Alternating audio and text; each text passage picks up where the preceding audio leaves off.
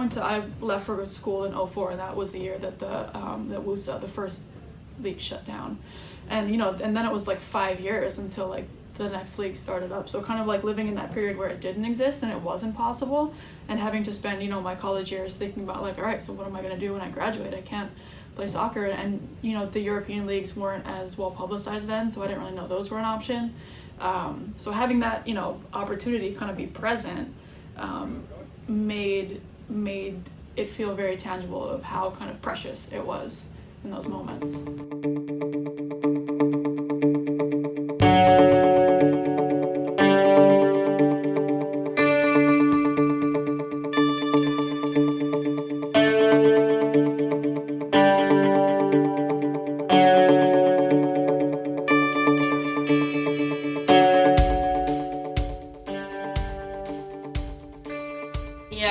It's interesting because you have with the three of them, they're all super talented. They all have so much potential to be able to kind of take that step, and they're all finishing school as well.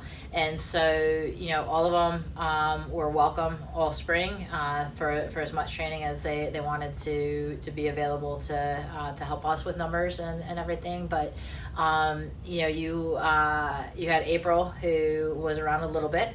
You had Molly, who was around a little bit, and HESLIN was rehabbing, and she was trying to get herself as healthy as she possibly could. Right after the NWSL draft, I got contacted by a couple different NWSL teams, like the Chicago, Utah, I can't remember who else, but basically the idea was that I'd go out there and try out for the team. And so essentially I was still recovering from a slight injury that I got during my senior season, and I just didn't want to go try out for a team where I wasn't playing at my highest potential and not make a good impression there. After that last game, being told you got to shut it down for a while to put yourself in a position to be in a position to have success when you take that step is not an easy thing to hear.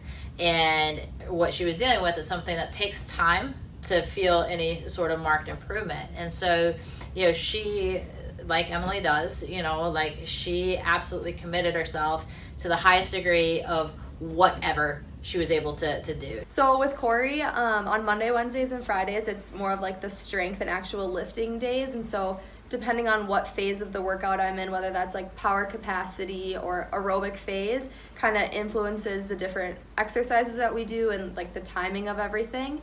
And then Tuesday, Thursday are fitness days. And so Tuesday is spent primarily on the bike doing various interval sprints at different resistances. And then on Thursday, it's Versa Day. Recently, we've come up with a new contraption where I'm banded down to weights just to add more resistance to it, and you do like minute-long sprints. And so you basically get off the Versa and felt like you just died. But yeah, that's what I'm doing with Corey. It's been kind of hard to find like good opportunities to simulate like training, but I am fortunate enough to play with the Gophers on Fridays.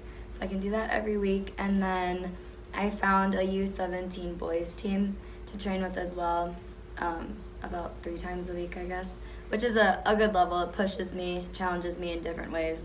And then as far as like the weight room and stuff, I've been training with Corey pretty much every single day, whether it's lifting or conditioning or agility. Where at the college level, the team culture and the atmosphere and everything is super, super important. And you're in a very caring environment, and you're getting a ton of feedback, and it's a comfortable area for growth in a lot of ways. When you take the step to that next level, the person next to you might like secretly be hoping that you fail, because if you do, you're not taking something away from her. I'm Allie Lipscher. I played in the what was then the WPS for Boston and Atlanta, and I played in Australia's W League for Newcastle Jets and Sydney FC.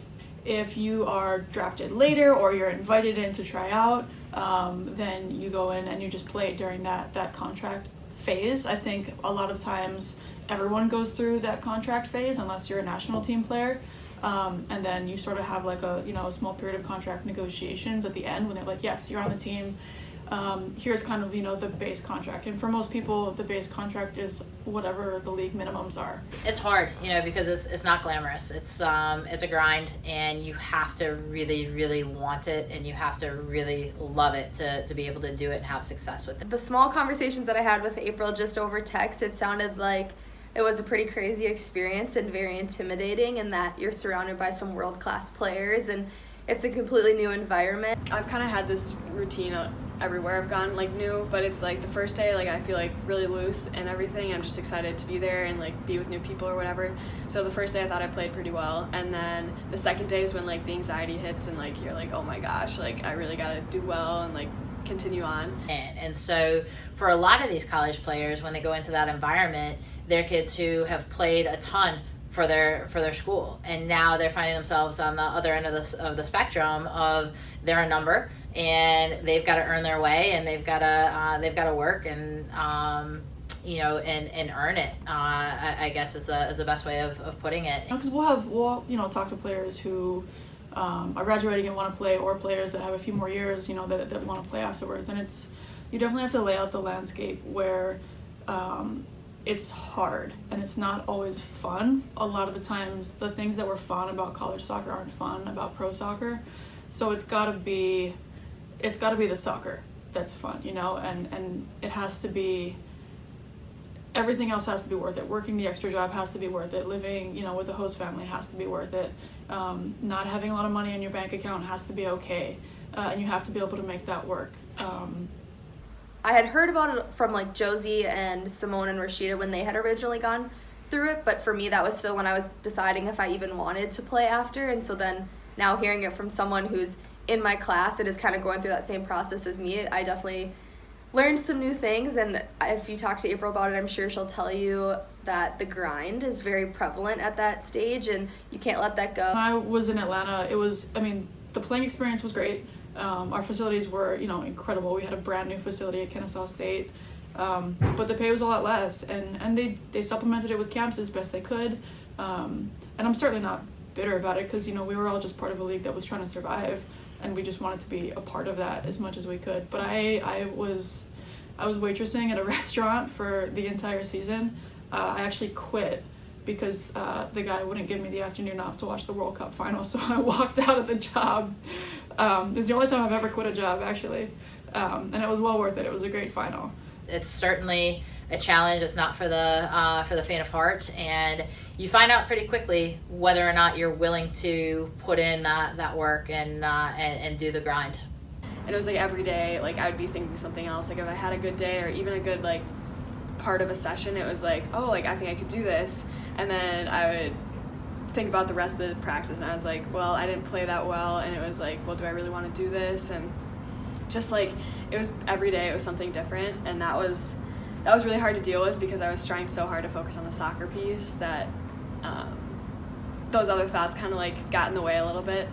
So you're now in a place where, well, do I want to put in that grind, and I could be doing that for a few years before finally breaking in, or do I want to come back and pursue that next phase of life that I know is what I want to do professionally? Going in, I knew that I had this other path I wanted to take, and for some people I think soccer is just their life, and like that's what they want to do. And for me it was kind of like soccer would be great, and I love soccer, and professionally it would be amazing to get that opportunity, but I also in the back of my mind, like you said, have like other paths I want to take. April would come back after having been a couple weeks up with Chicago, and she asked to come by, and she popped in and immediately started bawling her eyes out. And you know, I said, look, April, it's not like, don't feel like you're disappointing us. You know, it's your life, it's your decision as to whether or not this is really what you want to do. I was really enjoying the soccer piece and being challenged like that, but I wasn't enjoying everything else that went into it.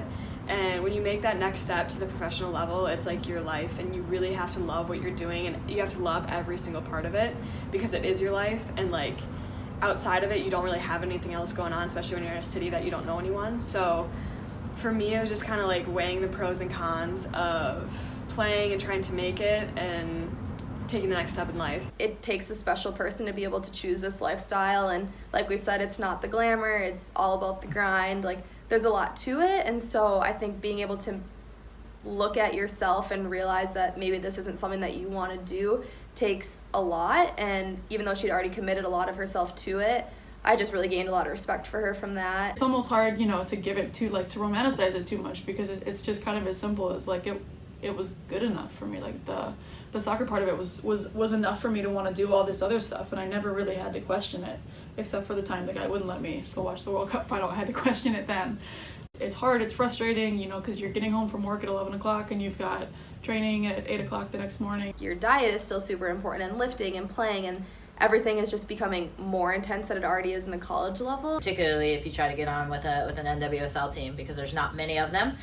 Players and the better players are playing for many years before they're walking away from it. So, you know, you have a much smaller opportunity to break in. So the goalie coach at the U, Allie Lipscher, was talking to me about how she knew the assistant coach for the Utah Royals. The Utah organization is a fantastic organization. I have a couple of former teammates, both college teammates. One of my college teammates plays for them, and then one of the girls that I played with in Boston is actually one of the coaches.